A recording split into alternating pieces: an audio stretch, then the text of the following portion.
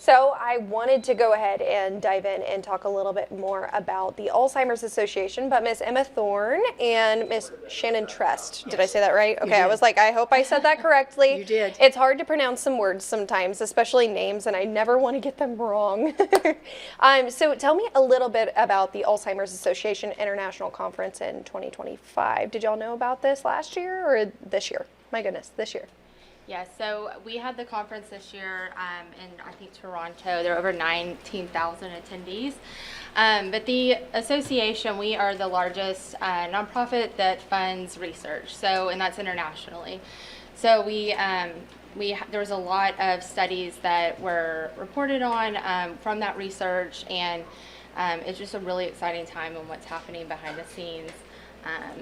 And there's a lot of things that came out of that. So more specifically, we've really realized that brain health is really making a difference for anyone that's at risk for cognitive decline. So that was probably the biggest takeaway. But yeah, there's a lot of really great information out there that came from that conference. Okay. Well, kind of basing off of what you just told me about the brain health, right? What are some of the other latest findings in Alzheimer's research? Some of the latest findings in the research, there's a new blood test that can, biomarker test that you can help diagnose. Well, brain health is closely linked to heart health too. So, I mean, getting plenty of rest, eating nutritious foods, keeping the body moving, not just exercise, but just movement, and of course, keeping your brain activated. Yeah, okay. And a lot of our programs focus on that, our healthy habits of healthy living.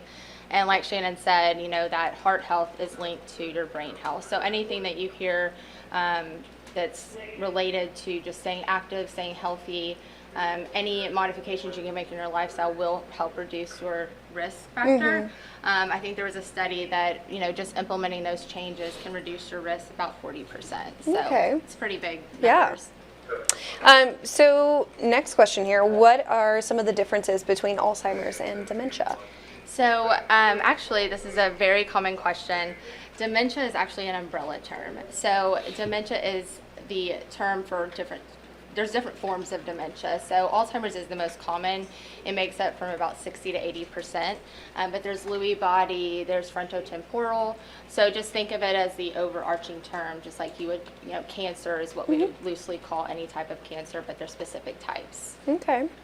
Well, what are some of those warning signs? Obviously, it's important for people to understand what to look out for with those warning signs between, a loved one or a family friend. I think it's all the same. Everyone wants to know what's going on. Yeah, and we get lots of questions. I'm the program coordinator here for East Texas, so I do a lot of education in the community and work with volunteers. And I think the biggest thing is we do get questions on specific examples, but what to look out for, changes in mood and personality, confusion on time and place, really significant moments in somebody's life that they may be forgetful of, names, things of that nature, and really just any type of memory loss that interferes with day-to-day function. So losing your keys can be common for most people, but it's when your keys are in the freezer or things are just really out of character for somebody. Okay. We have a whole list that we call them the 10 warning signs, and they're on our website, but those are probably the top ones to look out for. Okay. Now, talking about the Alzheimer's Association Walk to End Alzheimer's, I'm going to go ahead and show everyone a little bit of video about this walk, but, are there ways that people can engage with the association here locally in East Texas? So many ways. That's where I come in. I'm the walk manager for the Walk to End Alzheimer's, and like Emma said, the Alzheimer's Association is the largest fundraising for research. So it's our walks that raise money for research. In 2015, our walks contributed $30 million towards research, which sounds like a huge amount of money. In 2024, we contributed $109 million. So our walks keep getting bigger. The amount of money we can spend on research keeps getting greater, and for that, we're so grateful. Okay.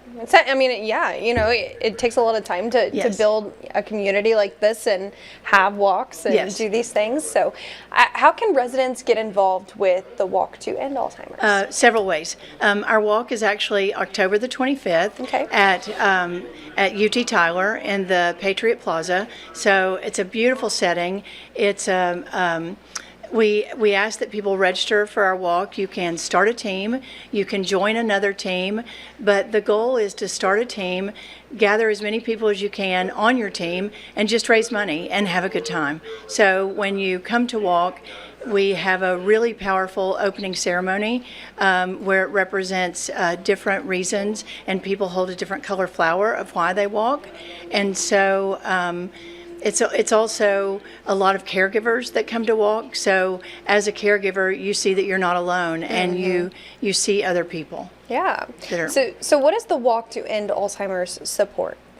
It does support research. It also supports our 24-hour helpline. I would be remiss if I didn't share this number, and because everywhere I go, I'm talking about our 24-hour helpline, but it's 800-272-3900.